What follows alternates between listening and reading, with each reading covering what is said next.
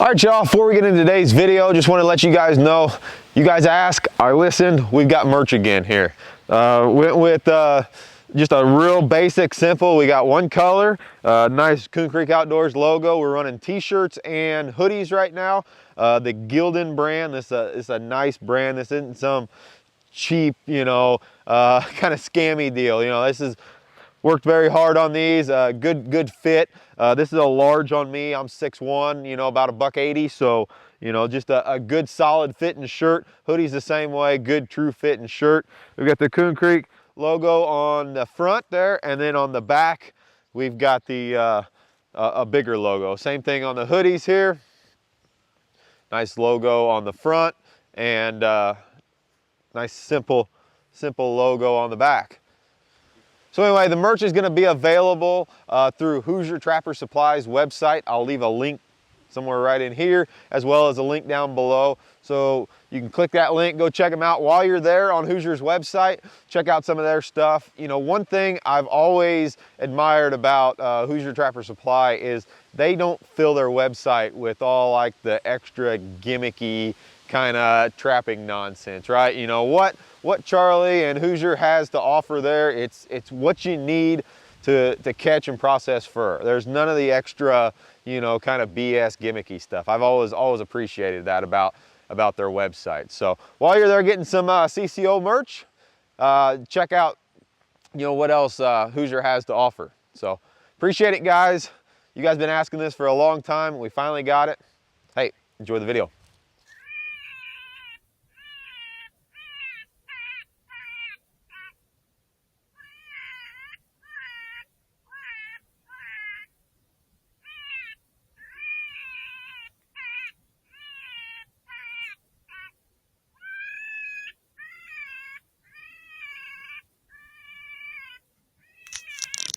All right, y'all, so real quick, I know it's probably kind of hard to tell, so I just wanted to give a little bit of context to this video. It's dark and it's hard to tell. I'm going to try to do better this year videoing. But anyway, so how I thermal coyote hunt is totally different than daytime hunting. It's weird. Unless you've experienced it, you just got to get it out of your head that coyote hunting during the day and coyote hunting at night they're just different. The coyotes react different. They lose that sense of security. So generally whenever I coyote hunt at night, I literally just drive my pickup truck out into the middle of a field. One thing with night hunting is you want to see them from a long ways away coming to you. That way you've got some time to prepare. You don't want them to surprise you. So I will generally drive my pickup truck out into a wash or a low area or a field or whatever. And most of the time I will just get out. A lot of times I'll even set the call on top of the truck, and then I'll just set up right here with tripod, and I will start calling right next to the truck, and I'll scan and I'll go around. I don't have a binocular, so I'll just scan with the scope until you see something. So just to give you guys a little context, so that clip there, that was 6 coyotes that you saw in that clip. So I'll just give you a little context here. So what I did was in this particular setup, we had a road down here. This is the road that I came off of. Big field situation right here. So I drove my pickup truck off the road out into the middle of the field. Now down a ways, about, I don't know, half mile or so, there was another field change, kind of like this, that intersected, and right here at the corner was a big brush pile, like an old fence row that they'd pushed out and just pushed into a pile. So I drove my pickup truck here, and that's where I stopped. I got out, set the call on top of my truck, and I was intending to call into this area. There was a lot of thicker timber back in here. That's kind of where I had anticipated the coyotes to come from. So as soon as I started calling, I spin around and I see that pack of 6 coyotes way down here across the road where I'd already came from. And like I said, this was the longest stand ever. I hollered at them with distress, vocals, everything. Sometimes you just got to hit that right note with coyotes. But the cool thing about this was this pack of 6 coyotes, there was a couple that stayed here out by the road. There was a couple that broke off this way, and there was a couple that just left.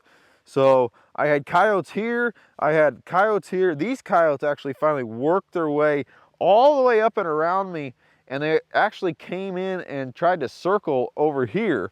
This was a pretty calm night, but honestly, coyotes, they just kind of lose that sense of security at night. I don't worry too much about wind at night, not like I do during the day anyway. But anyway, they came around here and I was actually going to try to shoot one of these, but they just never did stop. I will not shoot a moving coyote with a thermal. There's just too much room for, you know, variation. You know, the thermal is just, it's nice and you can be accurate, but it's not like daytime scope hunting. So never could get a shot at these guys, and they kind of meandered off. Finally, after a long time, I got one of these coyotes to commit and come in, and I ended up shooting them kind of in this general area from where I was sit here with my truck and calling. So just to kind of give you context here, so the next clip is going to be you know, a section of what I experienced, right, the whole time. I've got coyotes moving around me. They're hollering, I'm hollering, they're interacting. It was just, I had coyotes all around me, and it was just super cool. And like I said, you know, I don't have a monocular. I just have the scope. So whenever I set up, I'll set up in an area, and then I will just pan off my tripod and scan. And you know, that's how I do my hunting. Ideally, I'd like to have a monocular or something else, but you know, stuff's expensive. So that's what we got. I just kind of pan around with my rifle on the tripod, and that's where you kind of are going to see that spinning around, because those coyotes were all around me. It was just super, super cool. So just to kind of give you context to what you're about to see. Hope you guys enjoy.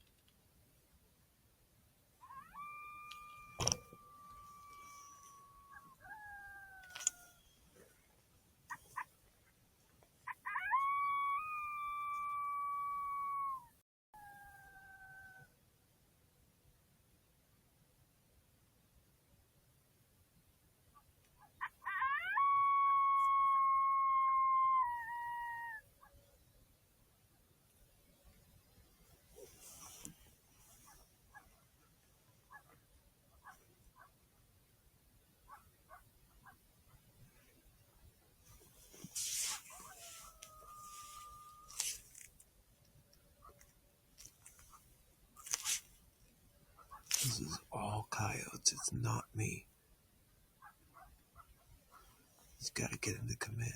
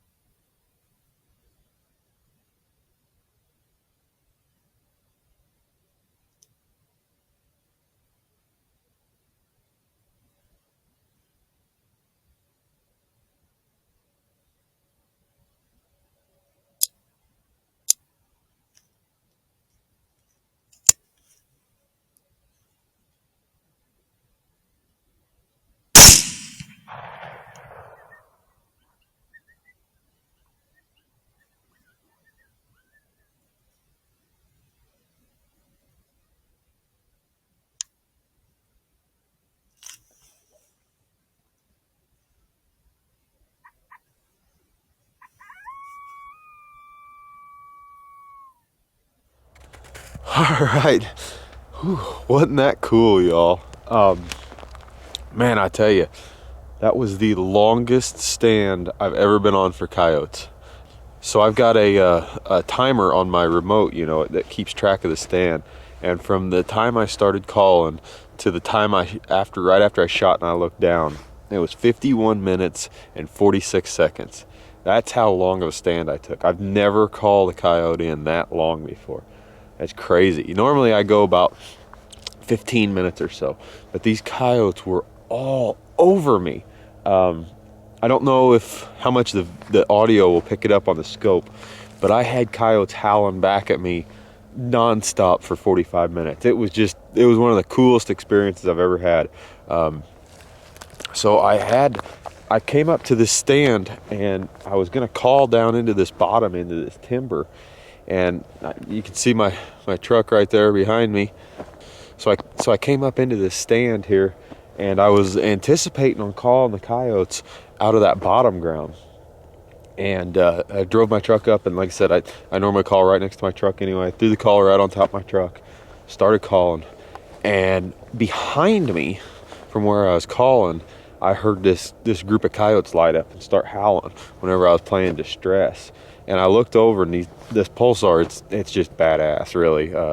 But I could see them out there, and they were out there probably 1,500 yards. I could see the white dots. You know, I always get questions of why I use the rainbow color. It's because it picks up the heat better than any other palette.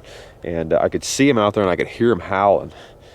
And so I actually walked over to my truck and spun the call around and faced it towards the coyotes. And I started howling and back and forth. I went through distresses and howls and invitations. I went through just a whole list of stuff, on and on for about 45 minutes there. Probably about 40 minutes rather. And in that time, this group of coyotes, they'd worked their way towards me a little bit. And there were 6 of them, and they broke off into three different pairs. And two of the coyotes hung up. And then 2 of them broke off and tried to kind of come around and circle around on me. And they actually did circle around me. And they got behind me, which was where I was facing forward. And they was out there about 250 yards and just not moving. And 250 yards with a thermal, that's pushing it. Especially whenever I had this much going on. I wasn't going to chance it. So anyway, let them go. They worked back in the timber. And then they hung up back in the timber. They started calling back and forth. And I started howling. They started howling. The dogs over here started howling. It was so cool. And then finally, this one coyote broke off. And he came across the field. And I don't know if you guys can actually see in the background. The reason I took the shot a little further, he probably would have came right in. But I think even the night side on the camera will pick it up. That's a town back there. and I'm really bright. I'm standing out in the middle of this field, and I didn't want to get skylighted. You know, I set up backwards of it for my initial stand, but since these coyotes came in backwards, I didn't want him to get skylighted, so I shot him about 150 yards. He gave me a perfect shot. So anyway, big old male. I'll turn the camera around, turn the light on, and let you see him. But man, what a cool stand. Just so cool to interact with those coyotes for as long as I did. They never could pick me out. Standing right next to my pickup truck in the middle of the field, they never could pick me out. But man, that was cool. All right, so there's a coyote, big old male, big old head on him. That's where I was standing right there. There's my tripod. And right here's pickup truck. There's the collar. I was calling that way originally, and I spun the collar around and faced it to where the coyotes came. But yep, probably once again, I don't know, 15 feet away from my truck. Nice coyote down. Man, that's cool. That's awesome. All right, so there you go. Longest coyote stand of my life, and it ended up good. So that's awesome. But anyway, took an hour. It's an hour and a half by the time I get all this stuff done. But we can get out there. The coyotes was moving, so hopefully I can get another one here. It's getting early, but I'm gonna try for another stand at least. Man, that was awesome.